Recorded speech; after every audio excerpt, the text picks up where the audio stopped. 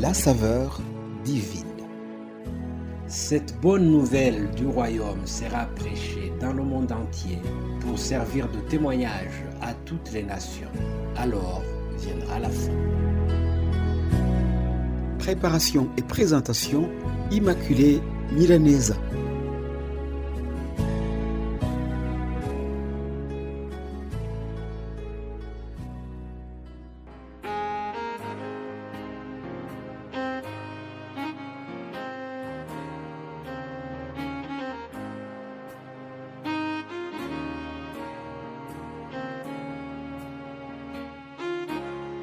Shalom, shalom, très chers amis qui suivent cette émission Saveur divine.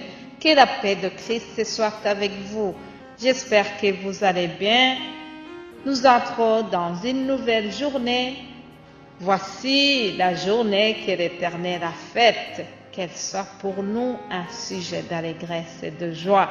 Je souhaite que cette nouvelle journée t'apporte de nouvelles bénédictions.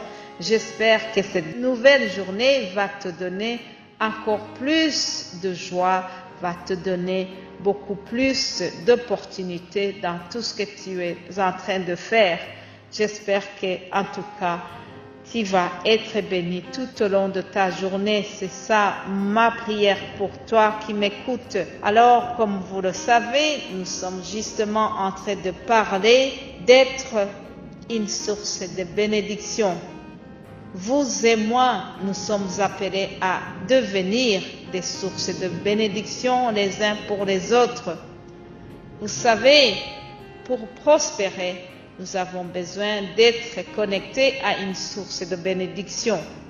En fait, nous sommes et nous devons être des sources de bénédiction les uns pour les autres.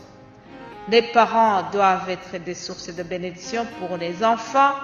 Les enfants doivent être des sources de bénédiction pour leurs parents. Les amis entre eux, c'est la même chose. Les frères et sœurs dans l'église, pareil. Tous, nous sommes appelés à devenir des sources de bénédiction.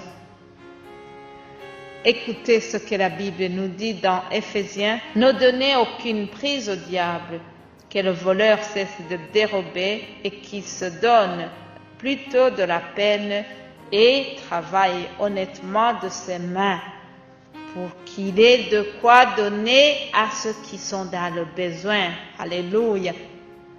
Ne laissez aucune mauvaise parole franchir vos lèvres. Ayez au contraire des paroles empreintes de bonté qui aident les autres à grandir dans la foi selon les besoins. Ainsi, elles feront du bien à ceux qui vous entendent. Alléluia. Nous venons de lire un texte qui est très riche, un texte qui contient 2 points. Je voudrais commencer par celui-ci. On demande au voleur de se repentir, que le voleur cesse de voler, qu'il cesse de dérober et qu'il travaille honnêtement de ses mains. Alors, qu'est-ce qui lui est demandé encore? Il lui est demandé de travailler honnêtement pour un but bien précis. La Bible souligne que c'est pour qu'il ait de quoi donner à ceux qui sont dans le besoin. Alléluia. Il est très étonnant, mes amis. La Bible n'a pas dit que le voleur cesse de voler afin de travailler honnêtement et avoir de l'argent pour pouvoir s'acheter de beaux vêtements, de belles chaussures, pouvoir payer les études de ses enfants. Tout cela, c'est bien. Mais la Bible a choisi surtout de souligner ceci, afin qu'il ait de quoi donner à ceux qui sont dans le besoin. Chers amis, la parole de Dieu veut que nous nous occupions des gens qui sont dans le besoin. Oui, c'est bien de prendre soin des autres, ceux de notre famille, c'est très bien. La priorité, c'est eux. Mais la Bible nous demande aussi que nous devons aider même les autres qui sont autour de nous, qui ne sont pas de notre famille. mais qui sont dans le besoin. Alléluia, c'est ça, être une source de bénédiction. Vous savez, Corneille faisait beaucoup de bien autour de lui. Il priait beaucoup, mais aussi il aidait les pauvres. Alléluia. Il donnait l'offrande et il donnait aussi ses biens aux pauvres qui sont autour de lui. Dorcas, une dame très appréciée dans la Bible, dans les Actes des Apôtres, Dorcas ou bien Tabitha, c'est aussi comme ça qu'on l'appelle. Elle a fait beaucoup de bien autour d'elle. Elle a été une source de bénédiction parmi ses voisines. Elle a cousu de bons vêtements pour ses amis. Lorsque Dorcas était gravement malade, qu'elle a même perdu le souffle, Dieu a utilisé l'apôtre Paul qui est allé la ressusciter. Mais tout cela est venu de quoi? Tout ça est venu du fait qu'elle avait été une source de bénédiction autour d'elle. Alléluia. Voilà, chers amis, soyons comme Dorcas. Et je reviens au passage que nous avons lu. Au verset 29, il est écrit « Ne laissez aucune mauvaise parole franchir vos lèvres. Ayez au contraire des paroles empreintes de bonté qui aident les autres à grandir dans la foi selon les besoins. » Alléluia. Chers amis, nous sommes appelés à contrôler notre langage.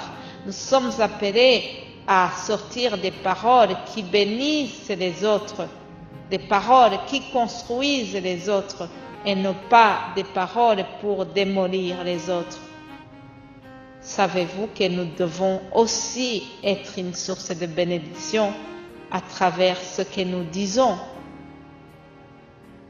Nous devons surveiller notre langage. Sortons des paroles qui aident les autres à grandir, des paroles édifiantes, des paroles remplies de douceur. Voilà notre mission. Tout chrétien, toute chrétienne est appelé à utiliser un langage, à avoir des paroles qui édifient les autres. Voilà, chers amis, j'espère que nous allons pouvoir continuer cette réflexion demain. En attendant, je vous laisse vraiment cette prière. Que Dieu nous aide, que le Saint-Esprit nous aide tous à avoir cet objectif, à avoir ce désir de bénir les autres autour de nous. Passez une excellente journée et nous allons continuer demain. Vous êtes bénis au nom de Jésus-Christ. Amen.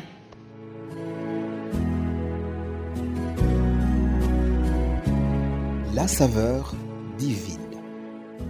Cette bonne nouvelle du royaume sera prêchée dans le monde entier pour servir de témoignage à toutes les nations. Alors viendra la fin. Préparation et présentation, Immaculée Milanesa.